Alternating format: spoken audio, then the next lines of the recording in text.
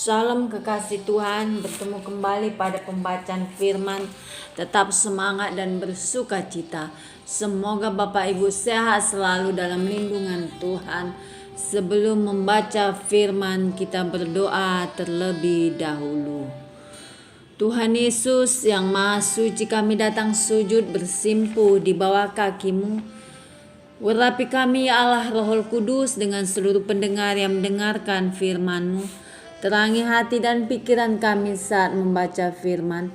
Kami mulai pembacaan firman ini hanya di dalam nama Tuhan Yesus yang Maha Suci, Maha Baik. Haleluya. Amin. 1 Samuel 2. Puji-pujian Hana. Lalu berdoalah Hana, katanya, hatiku bersukaria karena Tuhan, tanduk kekuatanku ditinggikan oleh Tuhan. Mulutku mencemoohkan musuhku, sebab aku bersuka cita karena pertolonganmu. Tidak ada yang kudus seperti Tuhan, sebab tidak ada yang lain kecuali Engkau, dan tidak ada gunung batu seperti Allah kita. Janganlah kamu selalu berkata sombong, janganlah caci maki keluar dari mulutmu, karena Tuhan itu Allah yang Maha Tahu, dan oleh Dia perbuatan-perbuatan diuji. Busur pada pahlawan telah patah, tetapi orang-orang yang terhuyung-huyung pinggangnya berikatkan kekuatan. Siapa yang kenyang dahulu sekarang menyewakan dirinya karena makanan, tetapi orang yang lapar dahulu sekarang boleh beristirahat. Bahkan orang yang mandul melahirkan 7 anak, tetapi orang yang banyak anaknya menjadi layu. Tuhan mematikan dan menghidupkan. Ia menurunkan ke dalam dunia orang mati dan mengangkat dari sana. Tuhan membuat miskin dan membuat kaya. Ia merendahkan dan meninggikan juga. Ia menegakkan orang yang hina dari dalam debu dan mengangkat orang yang miskin dari lumpur, untuk mendudukkan dia bersama-sama dengan para bangsawan dan membuat dia memiliki kursi kehormatan. Sebab Tuhan mempunyai alas bumi dan di atasnya Ia menaruh daratan. Langkah kaki orang-orang yang dikasihinya dilindunginya, tetapi orang-orang fasik akan mati binasa dalam kegelapan. Sebab bukan oleh karena kekuatannya sendiri seseorang berkuasa. Orang yang berbantah dengan Tuhan akan dihancurkan, atau mereka Ia mengguntur. Atas mereka Ia mengguntur di langit. Tuhan mengadili bumi sampai ke ujung-ujungnya. Ia memberi kekuatan kepada raja yang diangkatnya, dan meninggikan tanduk kekuatan orang yang diurapinya. Kejahatan anak-anak Eli. Lalu pulanglah Elkana ke Rama, tetapi anak itu menjadi pelayan Tuhan di bawah penguasaan Imam Eli. Adapun anak-anak lelaki Eli adalah orang-orang dursila. Mereka tidak mengindahkan Tuhan ataupun batas hak para imam terhadap bangsa itu. Setiap kali seseorang mempersembahkan korban sembelihan, sementara daging itu dimasak, datanglah bujang imam membawa garpu bergigi 3 di tangannya, dan dicucukkannya ke dalam bejana atau ke dalam kuali atau ke dalam belanga atau ke dalam periuk. Segala yang ditarik dengan garpu itu ke atas diambil imam itu untuk dirinya sendiri. Demikianlah mereka memperlakukan semua orang Israel yang datang ke sana, ke Silo. Bahkan sebelum lemaknya dibakar, bujang imam itu datang lalu berkata kepada orang yang mempersembahkan korban itu, berikanlah daging kepada imam untuk dipanggang. sebab ia tidak mau menerima daripadamu daging yang dimasak, hanya yang mentah saja. Apabila orang itu menjawabnya, bukankah lemak itu harus dibakar dahulu, kemudian barulah ambil bagimu sesuka hatimu? Maka berkatalah ia kepada orang itu, sekarang juga harus kau berikan, kalau tidak aku akan mengambilnya dengan kekerasan. Dengan demikian sangat besarlah dosa kedua orang muda itu di hadapan Tuhan, sebab mereka memandang rendah korban untuk Tuhan. Adapun Samuel menjadi pelayan di hadapan Tuhan. Ia masih anak-anak yang tubuhnya berlilitkan baju efod dari kain lenan.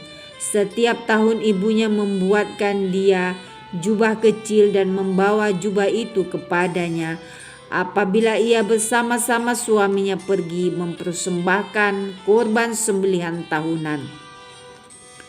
Lalu Eli memberkati Elkana dan istrinya, katanya, Tuhan kiranya memberikan keturunan kepadamu dari perempuan ini, pengganti yang telah diserahkannya kepada Tuhan. Sesudah itu pulanglah mereka ke tempat kediamannya, dan Tuhan mengindahkan Hana, sehingga dia mengandung dan melahirkan 3 anak laki-laki dan 2 anak perempuan lagi. Sementara itu makin besarlah Samuel yang muda itu di hadapan Tuhan. Eli telah sangat tua apabila didengarnya segala sesuatu yang dilakukan anak-anaknya terhadap semua orang Israel, dan bahwa mereka itu tidur dengan perempuan-perempuan yang melayani di depan pintu kemah pertemuan. Berkatalah ia kepada mereka, mengapa kamu melakukan hal-hal yang begitu? Sehingga ku dengar dari segenap bangsa ini tentang perbuatan-perbuatanmu yang jahat itu. Janganlah begitu, anak-anakku, bukan kabar baik yang ku dengar itu bahwa kamu menyebabkan umat Tuhan melakukan pelanggaran. Jika seseorang berdosa terhadap seorang yang lain, maka Allah yang akan mengadili. Tetapi jika seorang berdosa terhadap Tuhan, siapakah yang menjadi perantara baginya?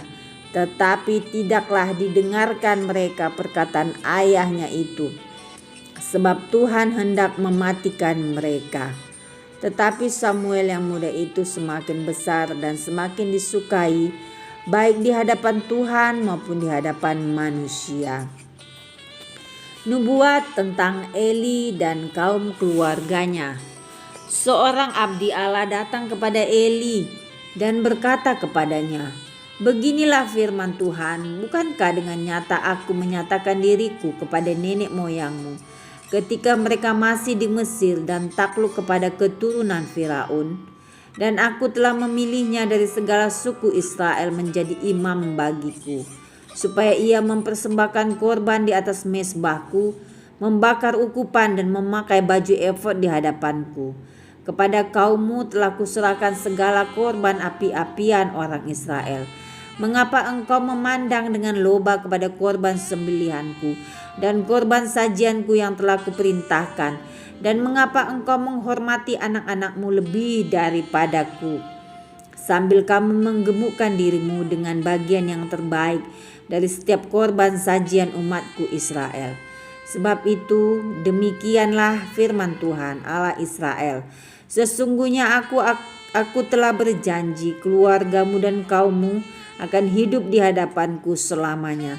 Tetapi sekarang demikianlah firman Tuhan, jauhlah hal itu daripadaku, sebab siapa yang menghormati aku akan kuhormati, tetapi siapa yang menghina aku akan dipandang rendah.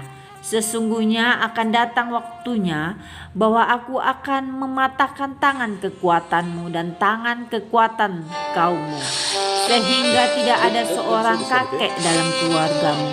Maka engkau akan memandang dengan mata bermusuhan kepada segala kebaikan yang akan kulakukan kepada Israel. Dan dalam keluargamu tak akan ada seorang kakek untuk selamanya, tetapi seorang daripadamu yang tidak kulenyapkan dari lingkungan mezbahku akan membuat matamu rusak dan jiwamu merana, segala tambahan keluargamu akan mati oleh pedang lawan. Inilah yang akan menjadi tanda bagimu, yakni apa yang akan terjadi kepada kedua anakmu itu, Ofni dan Pinehas. Pada hari yang sama keduanya akan mati, dan aku akan mengangkat bagiku seorang imam kepercayaan yang berlaku sesuai dengan hatiku dan jiwaku, dan aku akan membangunkan baginya keturunan yang teguh setia, sehingga ia selalu hidup di hadapan orang yang kuurapi. Kemudian siapa yang masih tinggal hidup dari keturunanmu akan datang sujud menyembah kepadanya, meminta sekeping uang perak atau sepotong roti, dan akan berkata, tempatkanlah kiranya aku dalam salah satu golongan imam itu, supaya aku dapat makan sekerat roti. Amin. Terima kasih Tuhan Yesus yang maha baik. Kami sudah memperdengarkan dan memperdengarkan firman hari ini. Berkati para pendengar channel YouTube ini, berikan kesehatan, rezeki, kekuatan iman yang baru dalam menjalani kehidupan hari ini. Kuasa darah Yesus membungkuskan untuk terus maju membaca, merenungkan, serta melakukan firman-Mu. Terpujilah Engkau Yesus, Allah yang kami puja, kami sanjung, kami cinta selamanya. Hanya Yesus kekasih jiwa kami. Haleluya, amin.